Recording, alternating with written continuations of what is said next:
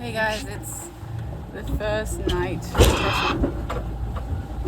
night crossing from Lisbon to the Canaries, and it's just pissing down with rain. So it's gonna be a really long night ahead. We are too scared to go any deeper than 20 meters because all of the orca attacks have happened between a certain depth range. So everything ended up being a bit hectic. We had to rush back to the harbor because the guy we're buying the spinnaker pole off, he was backing out of the deal.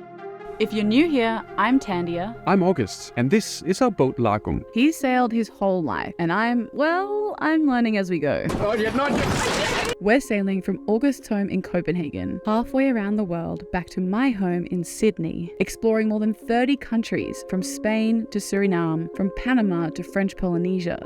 In this video, you'll join us for our final week in Portugal, as we get a little overconfident, disregarding some of the guidance against orca attacks. We're just heading out to the ridgeline where it drops from 20 to 30 meters. We prepare for our biggest crossing yet and have a really horrible first night at sea.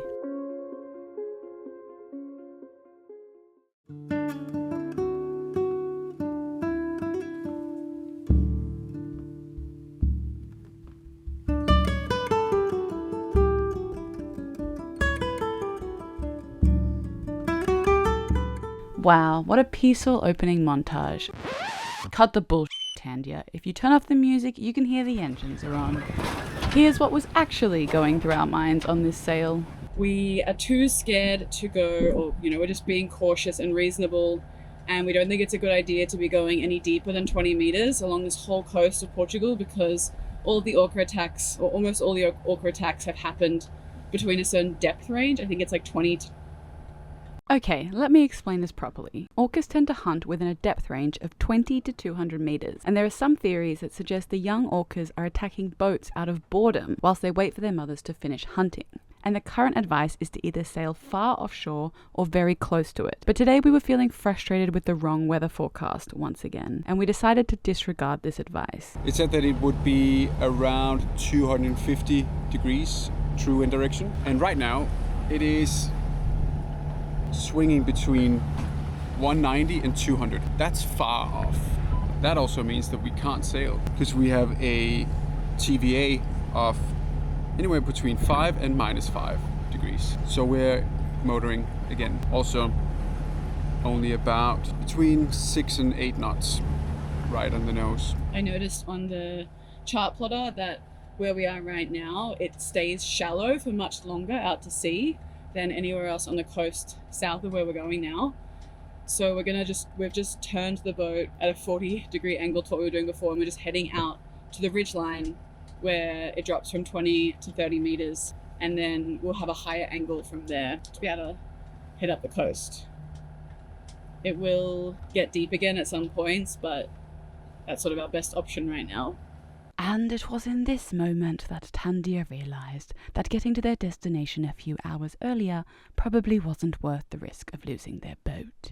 A few minutes later. So we were sort of abandoned that plan. It's too risky being in waters that are about 40-45 meters deep. In the last 10 days, there's been like 4 attacks and multiple sightings. So I've changed our course. We're going basically back towards the beach, and then we're just going to hug the coast and stay below 20 meters. I don't know what we were thinking coming out here to try and save time. It's just not worth risking this whole thing that we've built and the next 3 years and this boat for a couple of extra, getting somewhere a few hours sooner. It just makes no sense. Okay, we can resume the romanticized montage now. It'll make a nice transition to Cascais.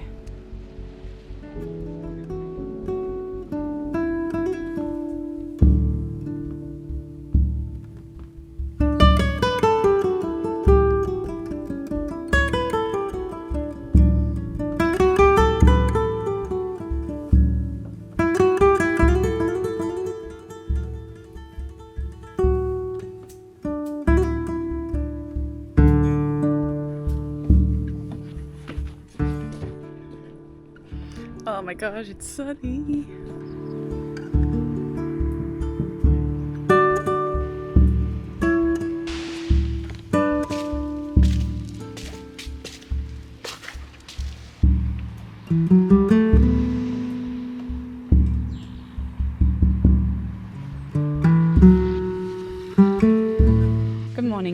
guys. August and I slept really badly last night. We had so many giant mosquitoes in our room. We also have some mold growing in our room again, which is really annoying. We both woke up with headaches last night, which is really, really not good. So it's a good day to come down for a morning swim. I needed the wake up. Something about being on the water all day, you actually don't swim as much as you think you're going to. I used to swim in all sorts of conditions back in Copenhagen. Good morning. It is -5 degrees with a wind chill of -9. Perfect morning for a swim. So we're thinking of going for a hike in the national park today. Should be really nice as well.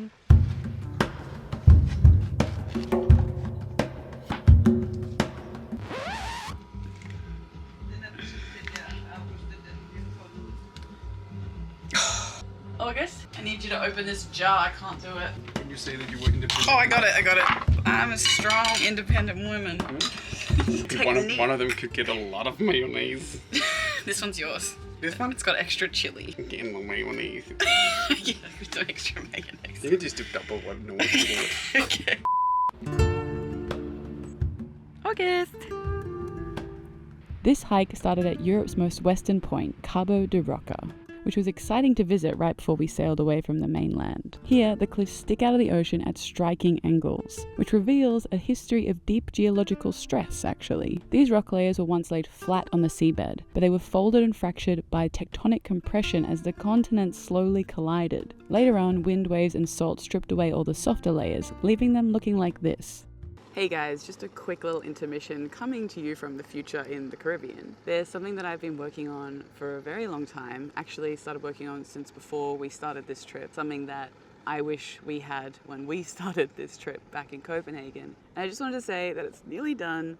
I'm very excited. It's coming soon, so just, watch this space. Or whatever they say. Okay, now back to the video.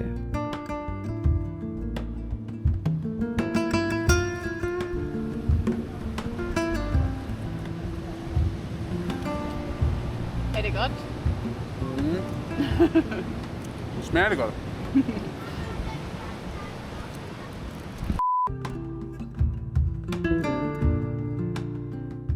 I am going on a little solo adventure, as you do at the beach. This place is so freaking cool, guys. These rocks are insane. I love being in places like this. It just makes you feel so small and young.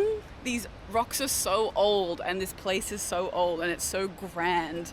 And I'm just this little hairless monkey that gets anxious about stupid things wandering around in this ancient landscape. Like, I don't know. I sound ridiculous, but there's nothing that makes me feel more alive than exploring places like this. That's why we're doing this. That's why I deal with the seasickness and the long sails and the long nights and the stress and the lack of being able to plan and the lack of certainty and, the career sacrifice and the financial sacrifice. And it's places like this that make it worth it. I don't know. I don't understand why we have huge department stores and theme parks and video games and all these things that are meant to keep us entertained, when if you just slow down and look around and notice how beautiful everything is, I just don't feel like any of that is needed. I don't know. 1 hour later. Probably. We have a mold problem because I keep showering with the hatches closed. So now I'm ready to rob the bank. Just to clarify, it's not the fact that we have a mold problem, as we are unique. Every boat owner has a mold problem. Yeah. So either they know about it or they don't. That's how I see it. Yeah. And the best way you can prevent it is by not introducing water or condensation inside the boat. That means, number one, biggest one, showering. Number two is not having proper ventilation. But it's not that difficult to get rid of. So that's good. But it will give, it's a serious medical hazard. You have to take it seriously. It's not just, gross to look at. That's why we're proactive. The last 2 nights, August, you didn't last night, but I've had a really bad headache, as soon as I've come in here to go to sleep. I haven't had a headache all day, and I reckon that's because of the mold, which is really concerning. God, I actually look like a thumb. Yeah, you look... Alright. a mole rat. And please, I know I'm meant to be wearing a mask. We don't have any at the moment. I'm doing my best, okay? We've worn masks every single time. Every other time we've done this, I've had a proper mask on. We're going to get more. It's just, it has to go now and we don't have any. So don't come at me. I know it's bad. I've got as much as I possibly can right now.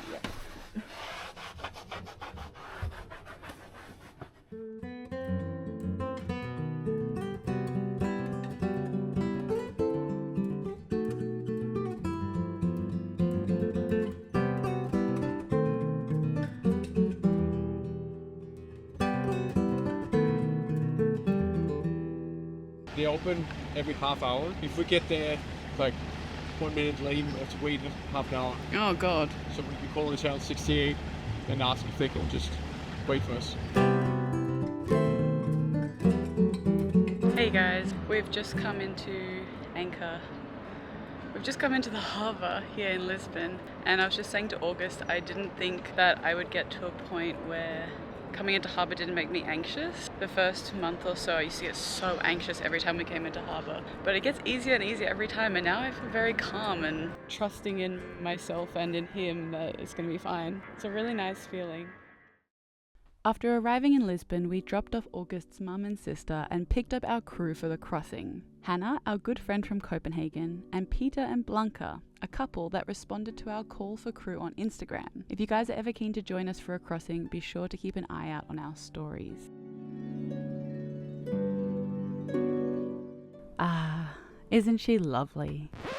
You thought there was going to be another scenic city montage, didn't ya? Well, too bad. We've got a crossing to do, and there's boat jobs to be done. Today is a day of Ubering, more than anything else I feel like. We're gonna Uber around the entire city of Lisbon to find spare parts. But the big ones, we need a spinnaker pole, we need some wire, we need jerry cans for extra diesel, we need switches and knobs, and yeah, I have a list. So that's what we're doing today, and it's gonna be sunny and rainy and everything. And it's gonna be fun and expensive. Most expensive. Hello, do you by chance have some spare parts? A few moments later. So we went in trying to find a spinnaker pole and jerry cans, and we came out with an antenna and 1/2 meter of wire. So all in all, very successful day. So far. So now we're gonna go to a rigger and see if they have either an old spinnaker pole or a fitting for another spinnaker pole that we found that we can't fit on the boat right now. So that's great. And the sun is shining again, so that's perfect. Ah, but if only there was some sort of wearable head contraption that he could use to shade his eyes. Alright, if you guys want to see August really excited, put him in a hardware store. We have found ourselves in probably the biggest hardware store I've ever been in. It's easy to get lost in the mission. Like, what are we actually here for? Now we're waiting because we found lights, which would be nice for the kitchen and everything. But I'm not sure how we get out of here. And we come back here. Yeah, let's come back. I'll bring this. Maybe we'll get a cart. We'll get one of those small ones. This is how they get you. They lure you in with cheap essentials, and then you end up buying a hot tub. Oh. Do you think we could get a 3,000 watt inverter and a... They have everything. Wow. So everything ended up being a bit hectic. We had to rush back to the harbor because the guy we're buying the spinnaker pole off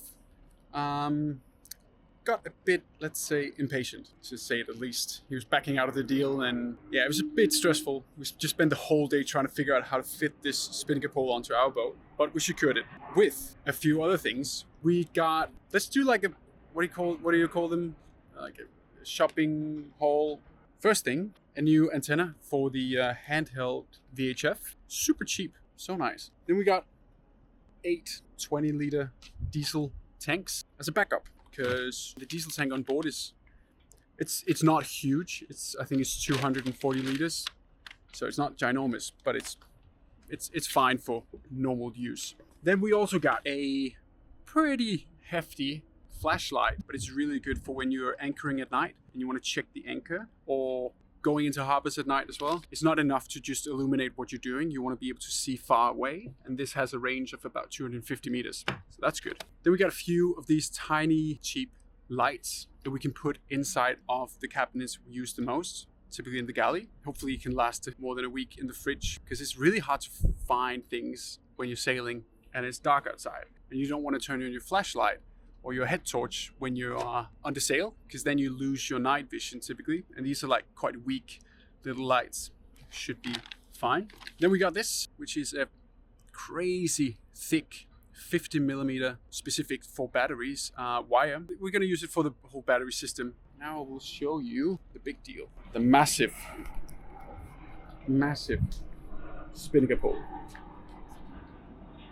For anyone who is not familiar with spinnaker poles, some people also call them whisker poles, but I mean, we're not going to use it as a spinnaker pole in traditional ways. We're going to use it as a pole to sort of keep out the Genoa, because otherwise it makes it difficult when you cross the Atlantic. You have the sort of a dead run angle of the wind, and if you don't have anything to hold out the Genoa, it's just going to go flapping all the time. So that's why we got it, and pretty pleased with it.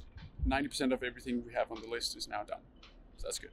So after 30 minutes, we've started installing all these things that we just spent all our money on.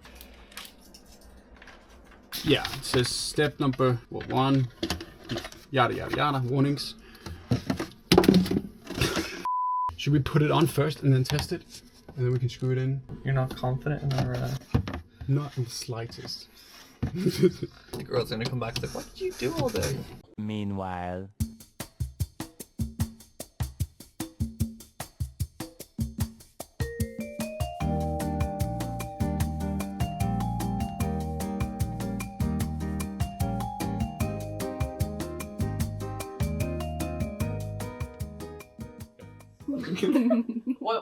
What's the weather showing? Oh, there's a big low pressure. Yeah, massive.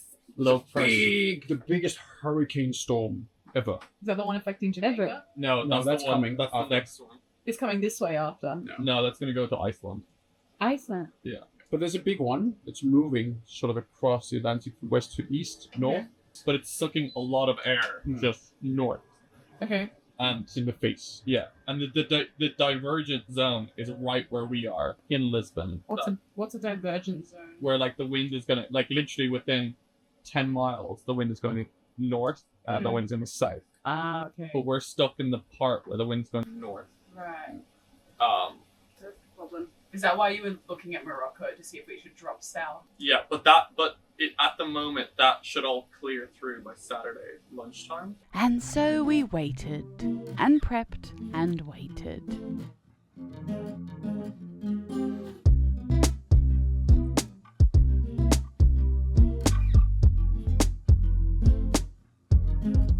Today is departure day, and for some reason this morning when I was prepping the fuel tanks, I saw a lot of boats leaving quite quickly, and it gave me the same feeling that I get on race days when we're at the boat prepping, setting up the rig, everything. You know, the start is in 2 hours, but even though it's far away, people start going out, heading out, and you get this eerie feeling of you are late just because someone else is early. I felt sort of the same when they left this morning. I think they actually do have a race to get to. They are not crossing to the Canaries, but not really sure. I want to join them. I want to be at the front of the pack, but that's not possible because we are more people. It's not just me, so everyone has to be ready and have time to prep. And that's fine. I'm just used to being very on time and having everything. Everyone has their own job on a race boat. It can either be sails, trimming, rig trimming, cleaning the bottom of the boat, provisioning, anything. You typically have your own job so that you can dock out in 2 minutes if you have to, or if that's the plan, then you can dock out immediately. This is different. This is leisure cruising, and we have about 3 to 4 days of sailing ahead of us. So I guess an hour here and there doesn't really make a difference. But the weather has been a bit temperamental the few past days. I mean, it's been windy, it's been rainy, very rainy. But the most important thing is that it's been from the south. Actually, I think it's south-southwest, which is exactly where we're going. This morning, it's turned back now, but it's going back and forth, and I think it's going to power through later in an hour or two. And then we're going to have northerly, about anywhere between 5 and 15 knots for the next 3 days, and then it's going to turn back. So we just have to keep going now, or we'll be stuck here for another week at least. August's spidey senses were right. Regatta energy was in the air, and we sailed out of Lisbon amongst the action. So August be like, exactly. Which one? I get the one with the biggest keel. Got 2 rocks. Bang, bang. Sailing from Lisbon to the most northern of the Canary Islands is about 620 nautical miles. We estimated that this should take us 3 days. Hey guys, we are underway. Woo. It's pretty rolly and there's some really big swell today, but that should only last a couple of hours until we get far enough west, deep enough to be away from the orcas. Hopefully in a few hours the swell should calm down and we'll be able to change our course south to head towards the Canaries. We've got the jib and the Genoa out and the mainsail. I think we also have the engine on just to try and get out of orca territory for the final time as quick as possible. Whoa, okay. Really big swell. I'm excited to also switch off and go into sail mode, turn off the phones, get away from the internet, like just be completely out here, be bored.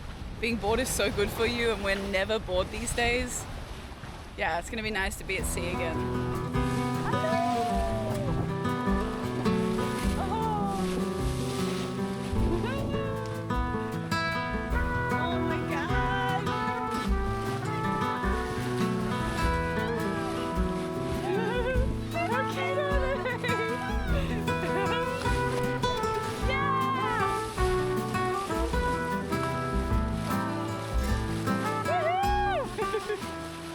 God, I was really feeling positive those first few hours. That didn't last super long. With only 2.5 knots of wind, rolly seas, and some rain coming in, morale dropped pretty quickly as we sailed into our first night. The wind has not arrived like it was meant to, so we are still motoring, unfortunately. I had to take both of the head sails in. It's really fun being up on the bow. We're still motoring, which is really annoying. We don't want to be using our fuel, but there's no wind. You guys, I don't think the weather forecast has been right once since we left Copenhagen. Nothing is ever as it said it's going to be. How can we send people to the moon, but we can't predict the weather? Riddle me that. Ooh, and it looks like that storm is not going to hit us anymore, which is kind of annoying because we wanted the wind. And we're all feeling a bit seasick. It's not very pleasant. And now we're going through the shipping channel. All the little boats.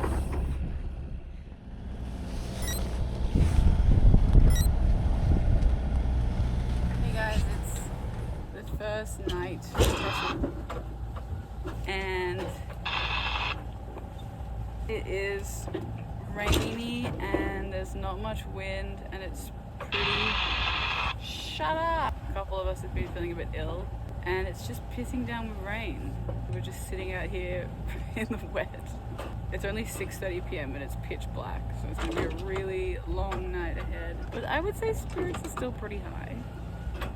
It's nice having so many people on board, so the shifts aren't too long. So we've got probably 3 nights, maybe 4 if the wind was meant to come in today, but it hasn't, which is really annoying. We've been motoring pretty much all day. Time just blends into one when you're out here. There's nothing really to do. You comfy? And yes, August did actually fall asleep like this. He can honestly sleep anywhere at any time. I'm so jealous. We've had some scares dodging some cargo ships. Well, not scares, but it's just been a bit stressful dodging cargo ships. There's so many coming through this shipping channel and it's really hard to time it to get between them. So we've been on the VHF talking to them, telling them our intentions because, yeah, they're so big and it's so dark anyway. It's gonna be a really long night. Hey guys, it's now 10 p.m. and I'm going 6 hours of sleep. I'm gonna try and sleep up in the bow. It's still very rocky, but at least we're not slamming. But we're having to motor still. It's pretty noisy between each other's door. Yeah, that's way better. Oh, I don't normally like sleeping up here when we're under sail. I normally sleep in the cockpit, but it is just too wet tonight. I can't sleep in the cockpit. I'm just soaked and smelly and damp and gross. Which is just the case with crossings. Oh, okay, I don't feel good sitting up. I'm gonna try and sleep. Talk to you tomorrow. Join us in our next video as we continue what was meant to be a 3-day crossing and show you the very real, raw, unglamorous reality of life at sea. A wave hit and all of the plates came out of the cupboard and just rained down on top of me. Like 25 plates. All that to arrive on Mars?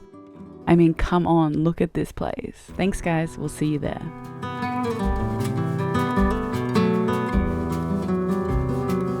For day-to-day live updates, you can find us on Instagram, and for extra behind-the-scenes chats and ad-free videos, you can find us on Patreon.